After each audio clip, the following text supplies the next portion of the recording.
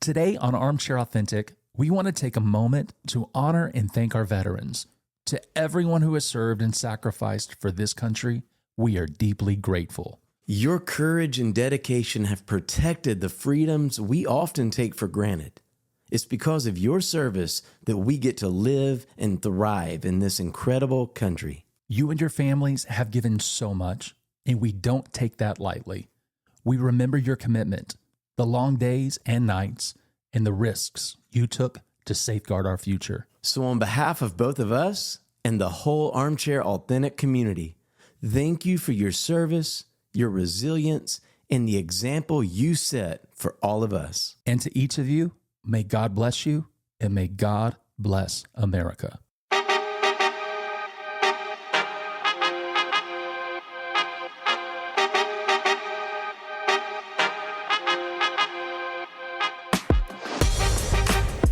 What is going on, Armchair Authentic friends and family?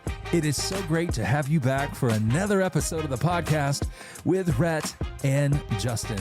Today we're having a lot of fun. We're remembering our veterans and those who have sacrificed everything to give us the freedoms that we have in our beautiful country called the United States of America.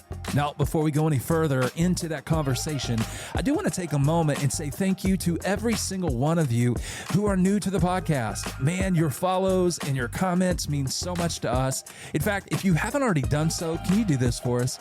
Could you rate and review the podcast on your favorite podcast streaming platform? It means so much to us, but it really truly is a great way we can serve those who aren't on this journey yet. In fact, if you haven't followed us on social media, could you go ahead and do that for us? Follow us at Instagram or Facebook at Armchair Authentic, or you can find us on X at Armchair Auth Pod. That's Armchair Auth, AUTHPOD.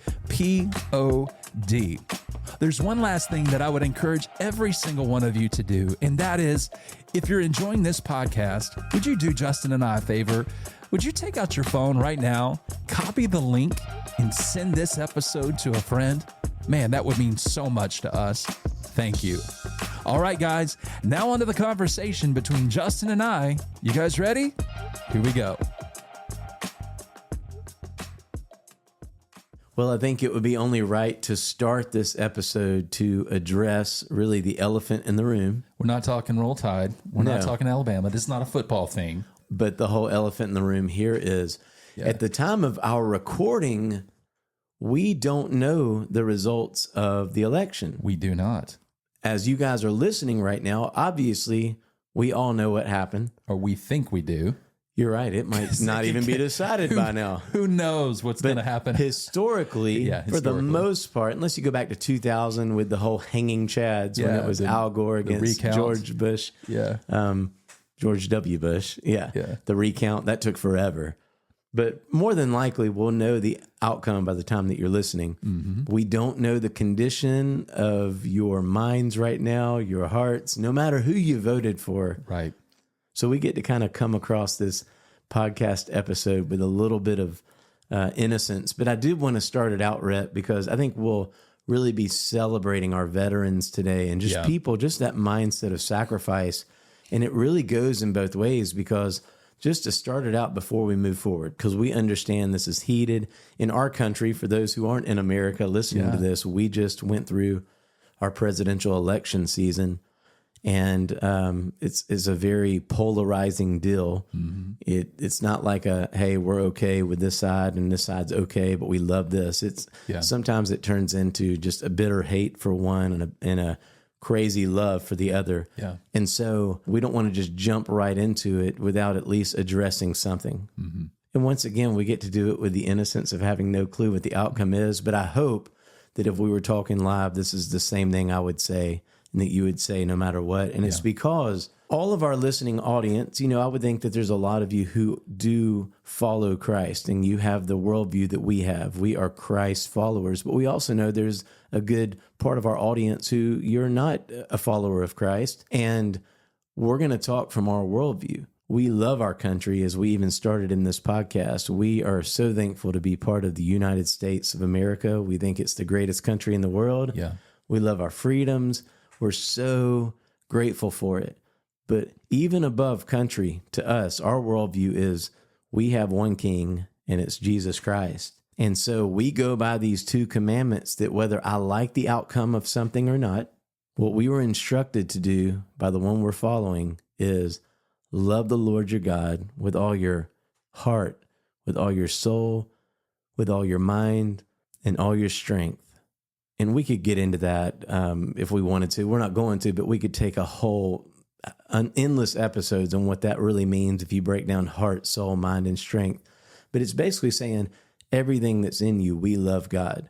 That means our soul, our mind that would make us wake up one day, you're having a bad day. It's no excuse to not love God with all those things. Like we are constantly not nailing it, but we're constantly pursuing Christ in his way. And that's what he instructed us. And then the second thing, which is key, especially what we're talking about today, is love your neighbor as yourself. And the reason that's important is what we've just experienced. There is a lot of polarization. I can only imagine as a predictor, as a prophesier over here, right? I say that so lightly, but I can imagine there's half who are really, really excited right now, and there's half who are really, really frustrated, and it might even feel like the end of the world. But we know our call is not to have certain people in office and that makes our life complete. We're called to serve others and love our neighbor as ourselves. And that means no matter what the outcome is, no matter what I get out of it, I have to live my life in a mindset of others. There might be people, if we buy into the rhetoric of society, that we should be hating right now. And there couldn't be anything further from the truth when we talk about the teachings of Jesus. And the way of Christ would say, that person who just, maybe they're candidate one, and you are just so frustrated. Maybe your candidate won, and you can feel the other person and how frustrated they are, and you kind of want to just revel in it and just rub their face in the dirt.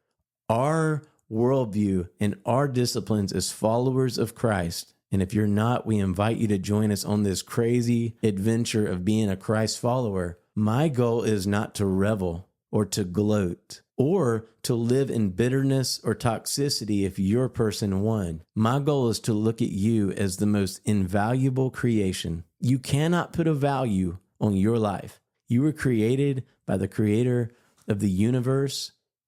And if we live in complete disagreement, it doesn't matter. My heart and my goal, the same heart, soul, mind, and strength that I love the Lord with, I have to now turn that energy and put that same heart, soul, mind, and strength to love my neighbor as myself. And so as we begin and continue even with this podcast episode, we're coming from that mindset. So that's how we have joy regardless of our outcome in life. That's how we have love for others and still have a mission to see other people experience the fullness of what we believe our faith can actually offer. But everything, regardless of what you believe, everything stems from the fact of people are invaluable, and we treat others with the same love and the same care we would want to take care of ourselves and our favorite things in life. You know, I really appreciate you taking a moment to open up the podcast that way, because we don't know what's happening, but it's good to get back to the basics. I oftentimes have people ask me, why do I love God? And the reason I love God is because of the way he loved me. And as I'm experiencing his love in his sacrifice, in his investment through Christ, my life has been transformed. My mind has been transformed. It's been renewed by his word, which is alive, it's living, it's active, it's sharper than a double-edged sword. It penetrates to dividing soul and spirit. In other words, it aligns my humanity towards heaven. And when my mind and my heart and my spirit is aligned with heaven through Christ Jesus, my heart is experiencing God's love.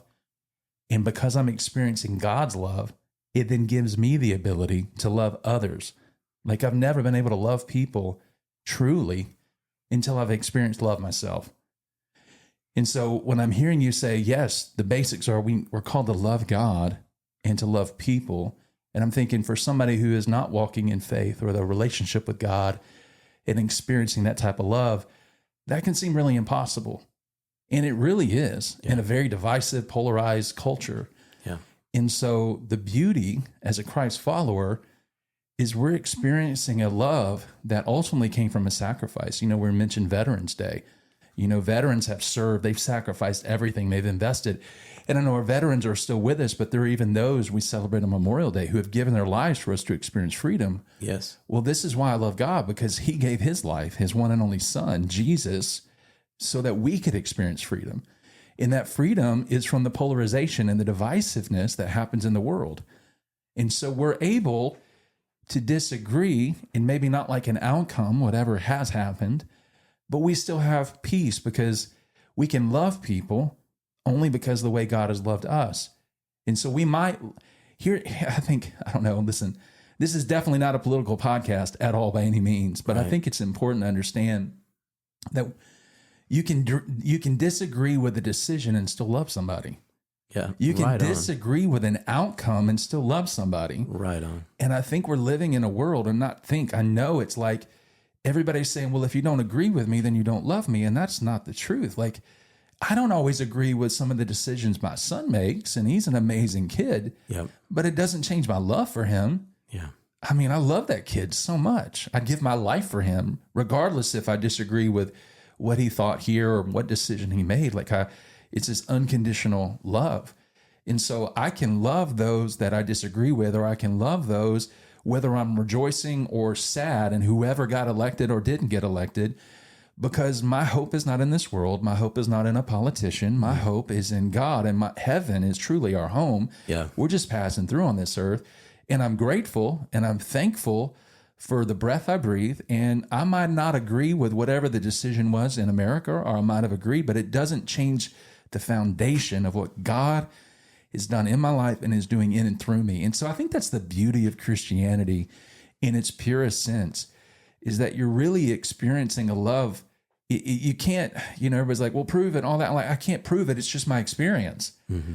It just is what it is. But like, I love that phrase, and I might not get this right, but a man with an experience is never at the mercy of a man with an argument. Mm. And so when you and I can sit here and talk, and we don't know what's happened, we know where we are right now with this recording and all the craziness going into this election. But on the other end, we're still going to be at peace because we have a peace that transcends all understanding, that guards our hearts and our minds and gives us the ability to do something you and I were never able to do without God and without Christ. It's a miracle. It's an experience. And so our encouragement is to those who are Christ followers is to remind yourself today, man, your hope is in Christ, and you might be sad, you might be happy, but either way, like, our hope and our peace is in the Lord, not in a system, not in a democracy, not in a politician, they're not the answer. Nope. Christ is. And the good news is, and I'm not trying to be cheesy, but Christ is still on the throne. He is still the Lord. He is still King. He is still Savior. He is still in control. And I love Proverbs 3:5-6. Trust in the Lord with all your heart. Lean not on your own understanding. Don't lean on the political system. Don't lean on whatever you think was right or what was wrong. But in all your ways, in every day that you wake up, submit your way, submit your life, submit your mind, submit your body, submit your spirit to the Lord, and he'll direct your path for the day. In other words, he will take care of you. He'll make sure you're fed, clothed, housed, right? Yeah. Like, you're going to be okay. Things might be chaotic. Things might be rejoiceful. But either way, you're going to be okay as you seek him first in his righteousness and all his ways, and he'll take care of you. And so that's the peace we have. That's the love that we have. And so why do I love God? I love God because he loved me when I was unlovable. Yeah. And because I'm experiencing that, you and I are able to love in a disagreed type of world. And he, as you set it up so beautifully, so eloquently, he sacrificed himself for us. Yeah. And on that smaller scale, that is what we're honoring today, even as a person would lay his life down or her life for another. Yeah. That's when we honor Veterans Day. We want you to hear that, hey, people remember what you do. I mean, for me, I had the luxury of being just such a young boy where Pawpaw, come on, he was, awesome to me. Veteran, you'd see him in his uniform decked out at certain times, very disciplined. You could just tell how he was. Like, you didn't mess with Pawpaw. I thought he was the toughest guy in the world. But every Veterans Day, in the city we live in, Birmingham, Alabama, we would have the Veterans Day Parade. And so even as you're listening now, there are events going on in your cities across America. And it always takes me back because it was fun to go down in those environments where it was a bunch of all these veterans and their family. And we would get like a float of the parade where we're able to get on the float. And I remember almost as a kid, just maybe being so full of myself, I kind of thought it was like all about us. I was like, wow, look at they're celebrating. Yeah. They're celebrating our family. Here we go. And we'd take the float down the street. Yeah, I never knew that growing up. I didn't know you did that. I mean, I know we were young kids, and I remember your papa. Your papa was very heroic, very masculine, like broad chest, just man's man. Very intimidating as a kid. Always very kind, but just very intimidating. Yeah, I remember walking into some of the den and the where the TV was. And some of the I think the American flag and different everywhere. Patriotic. He always had the latest technology. Yeah.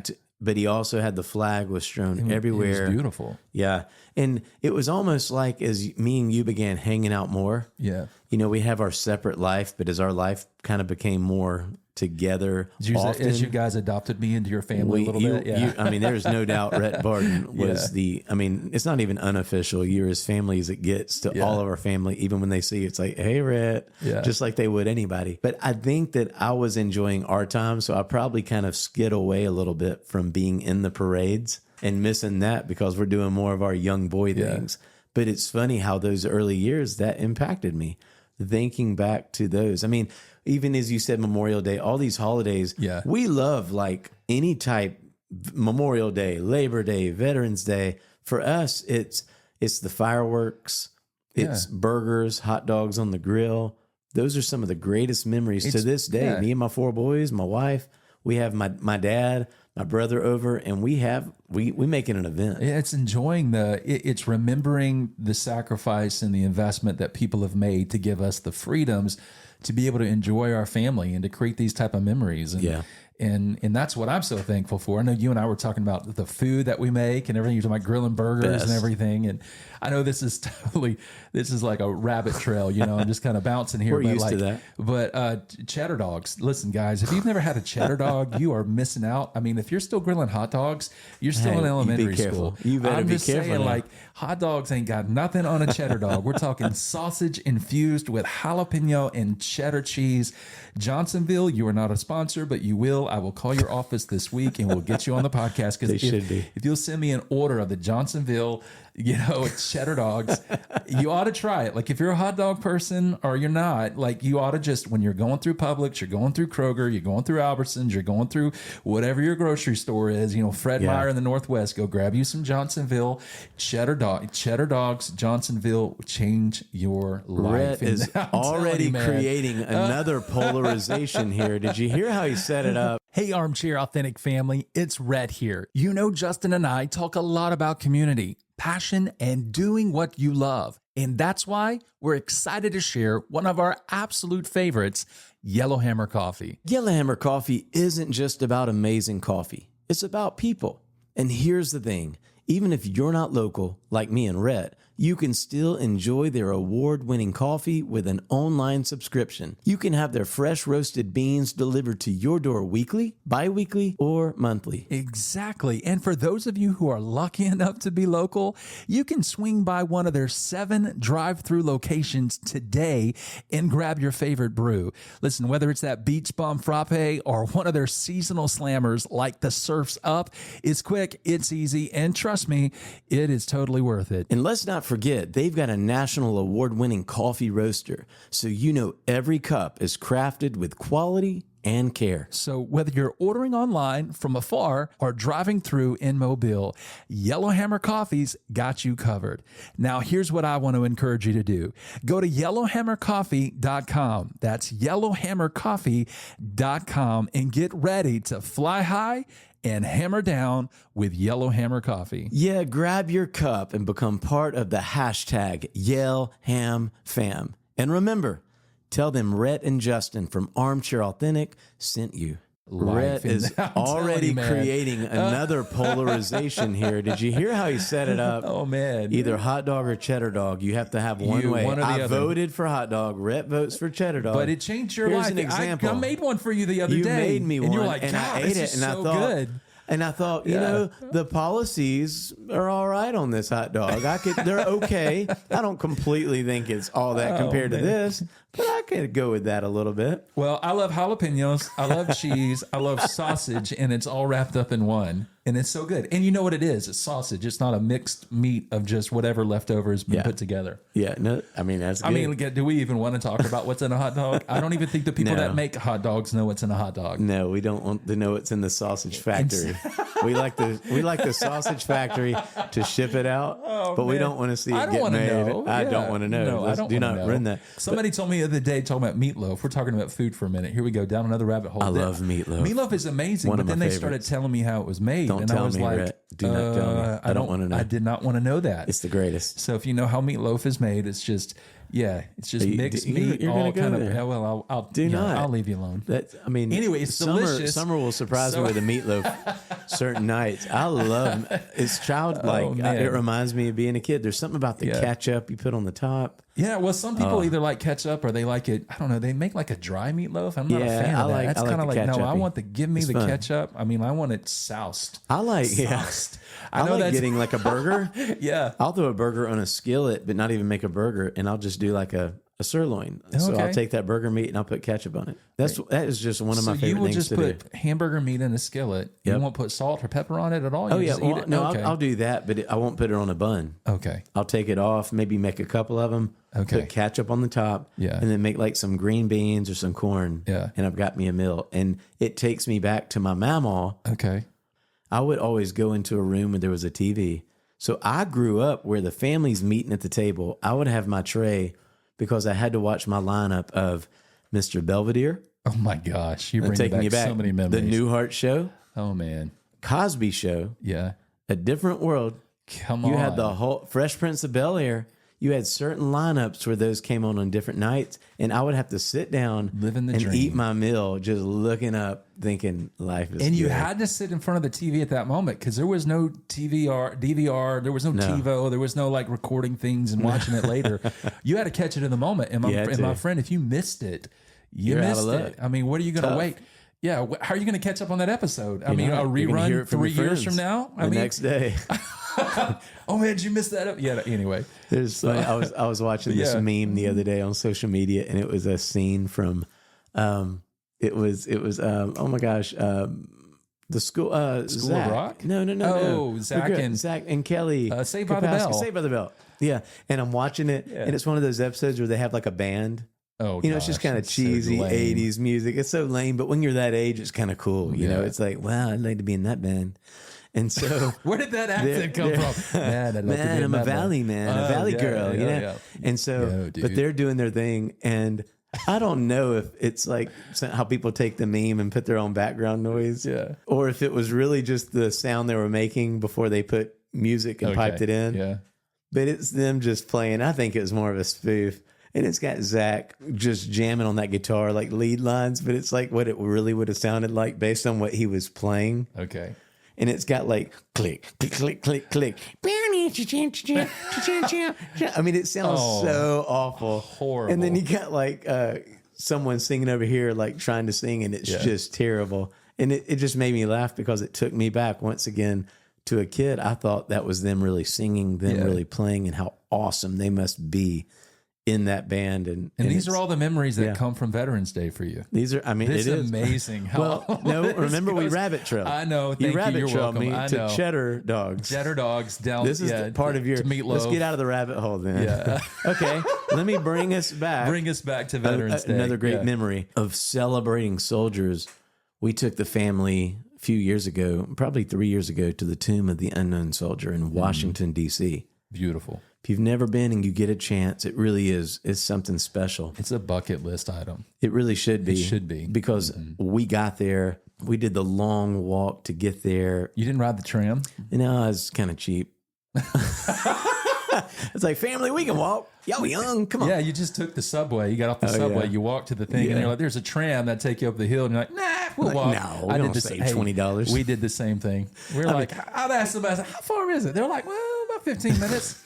That's if you're a speed walker. Yeah, I know. Anything times 6 is a lot. So I was like, man. do y'all want to take the tram or you want to eat tonight? Yeah, And so- exactly. Oh, man. Yeah, for sure. So we ended up walking. Beautiful walk. Though. You're is. seeing all the stuff. It's beautiful. And we get there. So I'm teaching my boys, and I'm a little nervous because I'm channeling my knowledge that I have as a kid. Like I had respect. Like I knew to come into environments, whether it's a cemetery, whatever it is, I knew how to handle myself because I learned that from my pawpaw. Right.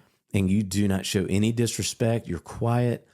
Well, I've probably not done the best job with my boys because we've not been around those areas. So we can be a rowdy bunch when we walk up in a space. Yeah. So I had to remind them, hey guys, this is sacred ground. So we're walking, we're having a good time. We get to the tomb of the unknown soldier.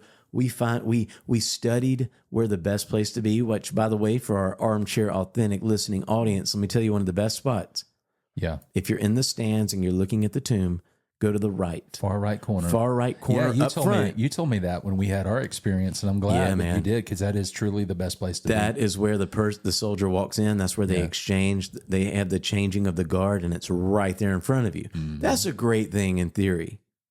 When you have 4 boys that you're trying to teach the lesson of staying quiet, it's really risky because we're there at the whole ceremony's going on. I mean, I'm like, I can feel the tears welling up because it's such a serious moment. The 2 guards, they're about to put it's a sovereign moment. I mean, it's one of these really quiet. You could hear a whisper, or you should be able to. You can hear a whisper, and man. it's just a very serious moment of, just what's the word? Respect. It is, yeah. those It's who've just a given their life, sacredness. and It's a sacred. sacred ground. Yeah. And there's the commanding officer.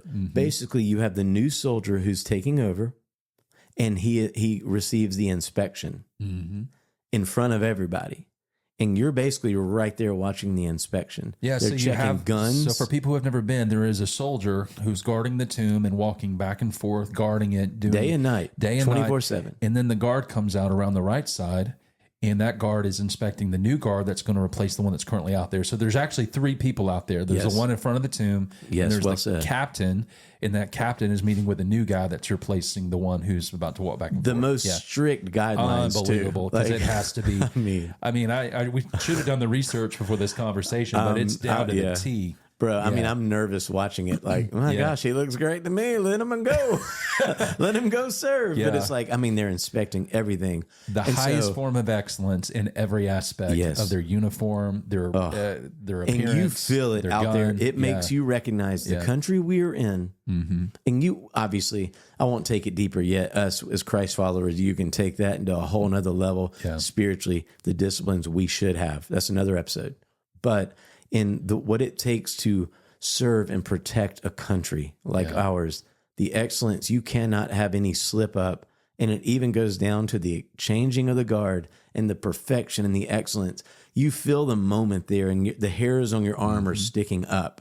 And so we're there in this sacred space. It's quiet. And my youngest, Ben, I love you, Ben. He will be turning 8 in just a few days. And so he'll be 8 years old. At this time, he's probably 6, maybe 5.5, about to be 6. He's got his red sunglasses. He loves looking like a boss. And he decided to take them off and put them on his shirt. And Rhett, those glasses fell, hit the pavement. We're right by the soldier. Oh, man. And the environment we just described to everybody, you hear it like he might as well have dropped a bowling ball. Yeah. And the soldier stops his inspection and glances kind of to the right with his sunglasses. You can't see him. And I'm seriously praying. And I'm telling our boys, do not move. Do not move, please. Do not move. Just stay quiet. I'm whispering under my breath. He's looking at us. Do not move. Soldier stared you down. He stopped what he was doing. He's kind of got this side angle, like he through the side of his eye. He's staying focused on the soldier, but he's just glancing, and I can't tell through his sunglasses. Okay. But I think Ben went to go grab him, and I'm like, do not move, do not move. And so Ben, he's staying at attention. I think the soldier looked at us and realized they're trying to be respectful. He went on with the inspection, and we have all this on film, which is funny. And as he's doing the inspection, he's kind of completing it, and he hit one end of the moment, and in front of everybody, he looks back and he says, "You may pick up your glasses." Ben goes down and picks his glasses up, and he's like, and then he backs back. He backs up. So we're thinking like, so this felt because there's a barrier there, so like a rope of sorts. Yeah. And he walked past the rope to get the sunglasses. He was given permission because he was about to go do it, and I grabbed him like, do not move. Oh man. And okay, they leave, beautiful exchange. We're sitting there like, guys, Bradshaw's. Of course, we just made that. I mean, I felt like one of the Griswolds. Like we just came and caused a scene, destroyed the tomb, destroyed the sacredness of the tomb of the unknown soldier. That was it. That's what it felt like. And so, okay, so have you seen that T-Mobile commercial? I know. Oh, those guys are great. It reminds me of me and you every time I see those guys. Oh, what a beautiful morning. So great. Oh, what a beautiful day. Oh, and if for everybody listening, they're like, Rhett, can you please keep this thing together and let Justin finish the story? I'll go down, but he knows I'll go down the rabbit holes with with our him. conversations. And so, man. So a guy, after they leave, everybody's back to honoring the tomb and just kind of enjoying the atmosphere. A soldier comes back to us and he walks up to me. He says, "Sir, can you please come with me?" You're like, this is the moment we die. I was like, this is where they execute you. This is where we disappear from society. I did. And now we enter. I was like, this was treason, evidently. And they're taking all 6 of us. Yeah. We're walking like, oh no, this can't be good. I'm like, we just got to go with it. Yeah. They take us into this side door where you walk down these stairs and you're underneath. It's like, it's like the bowels of this tomb area. I saw that entrance. Yeah. Oh man, you go down in there, and what it is, it's the soldiers who are on guard later. Some of them who are kind of hanging out. They have different things they have to accomplish. So it's the soldiers' green room / locker room. That's a great way to look at it. It is like their locker room, and so we come in there, and they just begin to talk to us. And they began showing us the guns. Oh, that's so the cool. knives. We're thinking like, what's going on? They're being so good to us. We're like, is this before they kill us? Like, I didn't know. They started taking pictures with us. And a guy came in and told us the history of it. Mm-hmm. I don't know if that's a normal deal or not that people get. I didn't get it. But bro, I just thought to myself, what's going on? Yeah. We got great pictures of them. And as we're walking back, we go see Kennedy's, like Eternal Flame. Mm-hmm. But what hit me is they were putting their best foot forward because they made an impression on my 4 boys. I think there's a part of it that was almost a recruiting. Yeah. That one memory might make them at some point say, wow, the honor of that. So I didn't want to undo what it could have been, but in my mind, I'm like, is this a recruiting tool? It was special. I know I should know this, and I think I'm right when I say this, but it's like one of the highest honors. It is. From what I'm told, to be able to be one of the guards at the tomb of the unknown soldier. It is. It's one of the highest, most, sought after positions. Yeah. To be able to guard a tomb of what that soldier represents for the freedoms we experience and the sacrifice that was made.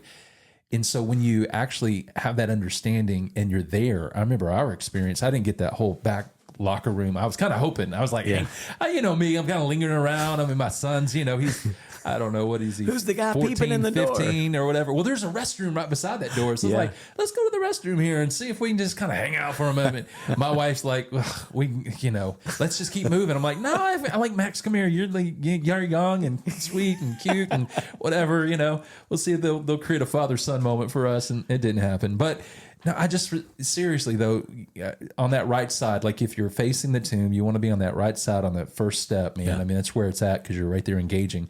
And I'm, dude, literally, my mind, it was so quiet. It was so reverence in watching that. And my mind was just so thankful for the freedoms in the person, the man or the woman in that tomb, and the people who have given their lives, and the people who are currently serving us, and the people who, have served us. And I'm just so grateful because here I am with my family and enjoying this beautiful moment. And they play taps. Oh, yeah. They play taps. And if you don't mess you up. Oh, man. And when they started playing taps, and all of a sudden an eagle, literally not making this up, a bald eagle flies over. They're playing taps. I have literally a grown man, streams of tears coming down my cheek in just gratitude. I know we're a couple of weeks from Thanksgiving and just so thankful. And so, I would just say this, man. I mean, we have so much to be thankful for. So much, regardless of who was or who wasn't elected. if you just look around, Yeah. we have so much to be thankful for. And I'm grateful, man. And so that was one of those things for me, just talking through this, it just reminded me of how grateful I am for everything, man. If you sit back just for a minute and you slow down enough, you can find a lot of things to be thankful for. Absolutely. And we live in a country that allows us to have our own opinion, and we get to cast that opinion on a ballot, and we get to see what happens. Yeah. And if you have the right perspective and what I would submit is the right way, you get to look at the end of it and say, it doesn't matter who the next president is. King Jesus is forever on the throne. Coming up on the next episode of Armchair Authentic, we have a conversation with Scott Lawrence, church planter and pastor of Keys Church in Kissimmee, Florida. Like, it's okay to have bad days. And I think leaders and pastors and just Christians, just fellow brothers and sisters in Christ, hear us. Like, it's okay to have a bad day. Absolutely. Like, it's okay, to feel down in the dump. Now, don't let a bad day become a bad season. Right? Surround yourself with life-giving people, be in the Word, remind yourself of what's true. But, man, again, Pastor Rhett is one of my overseers. He knows this. Like, I've called him on bad days. Like, we've had conversations. We've had real difficult conversations about what does the future look like if things don't change? What if, because all of those things have to be real conversations, and praise God, we're in a situation where this past July, I was able to go full time with the church. And I don't think I would have ever envisioned that a year ago. I would have wanted to have the faith for it, but honestly, I wouldn't even allow myself to have the faith for it because I would have just felt like I was going to be disappointed. We're really looking forward to that conversation with Scott Lawrence. Hey guys, if you enjoyed this episode, would you do me a favor? Would you pull out your phone, copy the link, and send it to a friend? We would really appreciate that. Thank you. Well, until next time, we hope you have a great week. We'll see you soon.